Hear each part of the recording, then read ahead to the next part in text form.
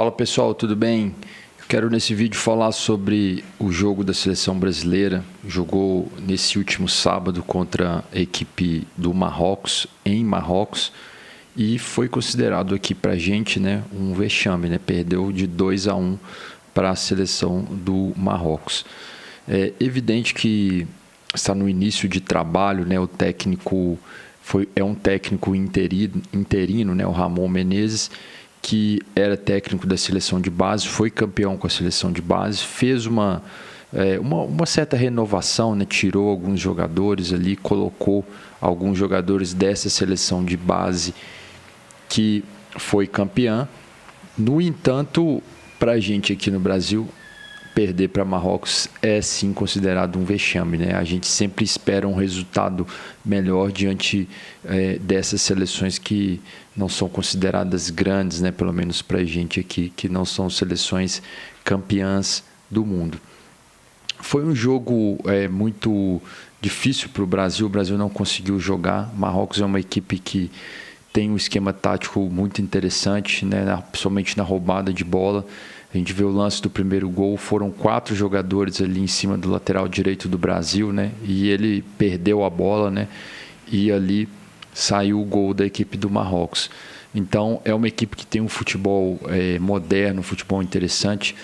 E isso às vezes é estranho para a gente, né? A gente não está acostumado talvez com essa nova realidade aí do futebol, né? Onde a gente tem essas equipes que são realmente muito fortes, né? Tem muito tempo que o Brasil não consegue apresentar um bom futebol em Copas do Mundo, né? Vai se classificando, mas cai ali nas últimas 2 Copas, caiu nas quartas de final, né?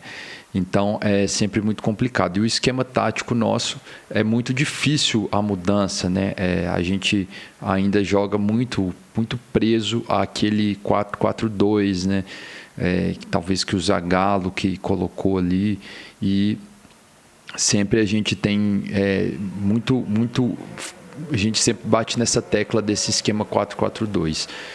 Pois bem, o desafio agora, né, é a escolha do novo técnico, né? O presidente da CBF ele deu uma entrevista ali para um repórter da TV Bandeirantes, né, lá em Marrocos, e ele falou que não descarta ser um técnico brasileiro, né?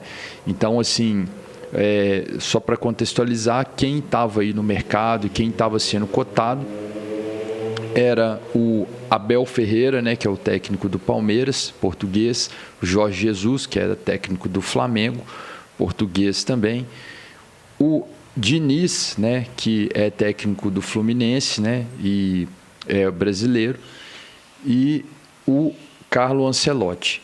Então, essa é a questão, né, o técnico brasileiro, o Diniz, né, o presidente da CBF não descartou poder ser um técnico brasileiro. No entanto, o que a gente tem acompanhado é que realmente é muito difícil, muito complicado ter um técnico brasileiro nessa situação. A gente vê que, infelizmente, né, a nossa escola de treinador, a gente não tem treinadores aí no Brasil que são referências, né, mundiais aí, que estão em grandes clubes do mundo. E mesmo aqui no Brasil, os melhores clubes aí, né, como o Palmeiras mesmo, que está ganhando aí todos os títulos, é um clube que tem o técnico português. E o interessante é que tanto os portugueses, o Jorge Jesus, como o Abel Ferreira, eles não foram nem cogitados na troca da seleção portuguesa. Então, Portugal trocou de técnico pós-Copa do Mundo e veio o técnico que estava na seleção da Bélgica, e não se cogitou os técnicos portugueses aí que têm se cogitado para a seleção brasileira. Então, a gente vê aí o quão atrasado realmente está a seleção brasileira e o futebol brasileiro em relação a essa questão de técnico, né? Os técnicos que Portugal nem cogita, que para a gente são os principais técnicos. E em relação ao Abel Ferreira, eu acho que tem uma questão aí relevante aí, que a CBF pode sim ter uma negativa, né? O Abel Ferreira vai muito bem no Palmeiras, e esse desafio da seleção brasileira aí seria realmente muito complexo, muito complicado, e no momento da carreira dele talvez seja melhor ele continuar no Palmeiras. Então a gente vai aguardar aí para ver quem que será esse novo técnico, mas sabendo que vai ter um grande trabalho, né? Principalmente em relação à renovação. Novamente a seleção não conseguiu vencer sem o Neymar. E então essa questão, será que continua o Neymar, sai o Neymar? Como que vai fazer essa transição? Eu acho que o grande nome seria o Carlo Ancelotti, com certeza. No entanto, esse contrato com o Real Madrid pode pesar, né? É um contrato com um grande clube, um contrato milionário. Então a CBF teria que dispor de uma quantidade de dinheiro muito grande para tirar ele do Real Madrid. Então é isso aí, eu fico por aqui, a gente vai continuar acompanhando aí a seleção brasileira. E um abraço a todos e até a próxima.